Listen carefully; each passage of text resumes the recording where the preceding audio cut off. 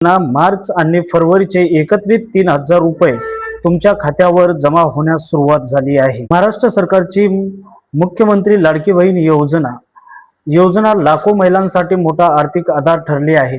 अनेक महिलांना खात्यात फरवरी 2026 हप्ता अद्याप जमा झालेला नाही। चिंता व्यक्त केली जात आहे, मात्र घाबरण्याचे कारण नाही। हप्ता वितरित करण्याची प्रक्रिया आता अंतिम टप्प्यात आहे। फरवरीचा हप्ता नाही का आधी होणार होता, परंतु आता लेट झाले। परंतु मिळालेल्या अधिकृत माहितीनुसार सरकारने फरवरी महिन्यांचा हप्ता वितरित करण्याची प्रक्रिया 27 मार्च 2026 पासून सुरू केली आहे। 31 मार्च पर्यंत वितरण तांत्रिक प्रक्रियेमुळे पैसे टप्प्याटप्प्याने जमा होत आहे।